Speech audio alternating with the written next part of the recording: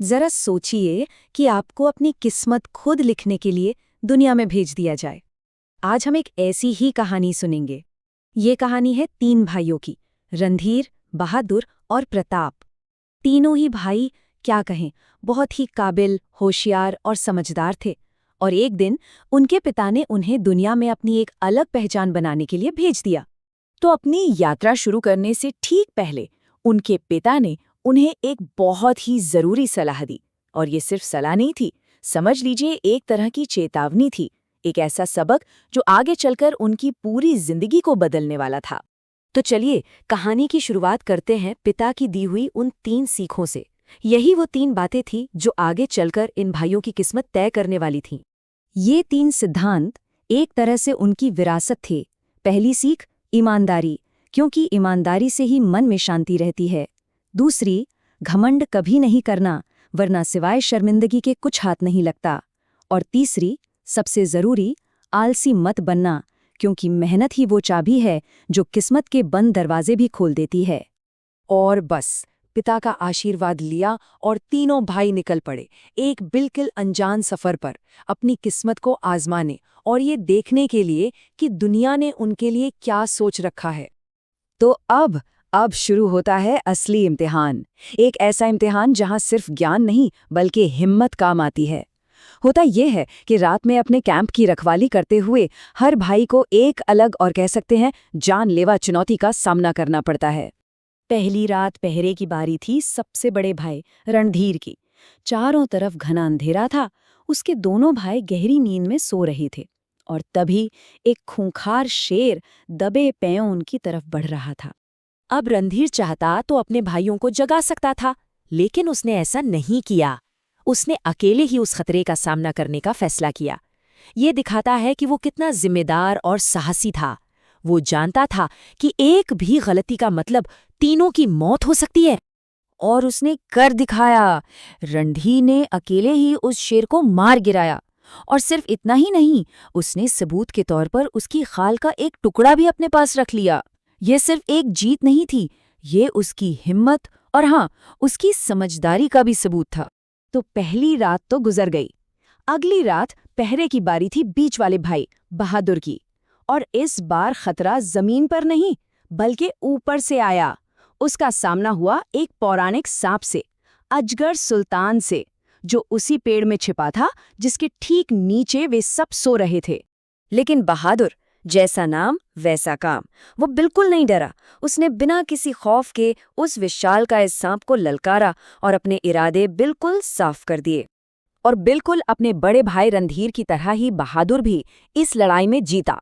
उसने भी सबूत के तौर पर उस अजगर की खाल का एक टुकड़ा रख लिया। अब तक दोनों बड़े भाइयों ने अपनी हिम्मत तो साबित कर दी थी। अब आई तीसरी रात और पहरे की बारी थी सबसे छोटे भाई प्रताप की। और प्रताप का इम्तिहान सिर्फ ताकत का नहीं था बल्कि उसके दिमाग का था। हुआ ये कि उसने चोरों के गिरोह को राजा का महल लूटने की योजना बनाते हुए सुन लिया। यहाँ प्रताप ने तलवार नहीं उठाई, नहीं, उसने अपनी बुद्धि का इस्तेमाल किया। उसने खुद एक चोर होने का नाटक किया ताकि वो उन चोरों का विश्वास जीत सके और चुपचाप उनकी योजना का हिस्सा बन गया। और कमाल देखिए, प्रताप की योजना पूरी तरह से काम कर गई। उसने बड़ी चालाकी से एक एक करके सभी चोरों को अपने जाल में फंसाया और उन्हें मौत के घाट उतार दिया। और किसी को कानों कान खबर तक नहीं हुई। लेकिन कहानी अभी खत्म नहीं हुई है। अरे, ये तो बस शुरुआत थी।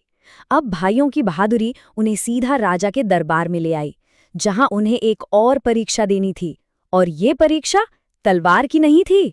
महल के अंदर प्रताप ने एक और बहुत ही चालाक चाल चली। देखिए, उसने राजकुमारियों के गहने चोरी करने के लिए नहीं उठाए। नहीं, वो तो बस अपनी मौजूदगी का सबूत इकट्ठा कर रहा था। वो जानता था कि सुबह उसे अपनी कहानी को साबित करना पड़ेगा। और जैसा कि सोचा था, सुबह होते ही पूरे महल में हड़कंप मच गया। हर कोई हैरान था। मरे हुए चोर और ऊपर से गायब हुए गहने, ये एक पहेली बन गई थी। राजा विक्रम सिंह गुस्से में थे और उन्हें जवाब चाहिए थे। फौरन तीनों भाइयों को दरबार में हाजिर किया गया। और यहीं पर दरबार में इन भाइयों की असली समझदारी दुनिया के सामने आई। दावत के दौरान उन्होंने खाने को लेकर कुछ ऐसी बातें कहीं जो सुनने में तो नामुमकिन लग रही थी, लेकिन जब जांच करवाई गई तो उनकी कही हर एक बात सच निकली। ये देखकर तो राजा भी उनकी बुद्धिमानी का कायल हो गया। तो अब तक भाइयों ने अपनी बहादुरी भी साबित कर दी थी और अपनी बुद्धिमानी भी। सब कुछ बहुत अच्छा चल रहा था, लेकिन कहानी का असली मोड़ यहीं से शुरू होता है। एक ऐसा मोड़ जहां उनकी कामयाबी ही एक भयानक गलतफहमी की वजह बन जाती है। राजा उनकी काबिलियत से इतने ज्यादा खुश हुए कि उन्होंने अपनी तीनों बेटियों का विवाह उन तीनों भाइयों से कर दिया। रणधीर की शादी हुई राजकुमारी चंद्रिका से, बहादुर की वैदेही से और प्रताप की राजकुमारी देवांगी से। आखिरकार उन्हें सम्मान भी मिला और एक नया घर भी। सब कुछ बिल्कुल ठीक चल रहा था। फिर एक दिन प्रताप ने अपनी जान की परवाह किए बिना राजा को एक जहरीले सांप से बचाया।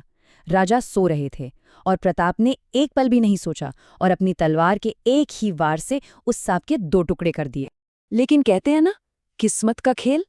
जब राजा की आंख खुली तो उन्हें क्या दिखा? सिर्फ प्रताप और उसके हाथ में खून से सनी तलवार। और बस मौके का फायदा उठाकर एक ईर्ष्यालु मंत्री ने आग में घी डालने का काम किया। राजा को पूरा यकीन हो गया कि प्रताप उन्हें मारने की कोशिश कर रहा था। सोचिए, प्रताप की दुनिया एक पल में कैसे उजड़ गई। एक पल पहले वो एक हीरो था, एक शाही दामाद था, और अगले ही पल उस पर राजद्रोह का इल्जाम लगा और उसे जेल में डाल दिया गया। तो ये कहानी हमें एक बहुत ही गहरे सवाल पर सोचने के लिए मजबूर करती है कि जब किसी के नेक इरादे और सच्चाई गलतफहमी के पर्दे के पीछे छिप जाते हैं तो फिर न्याय का क्या होता है? क्या हम हमेशा वही देखते हैं जो सच होता है, या फिर हम सिर्फ वही देखते हैं जो हम देखना चाहते हैं?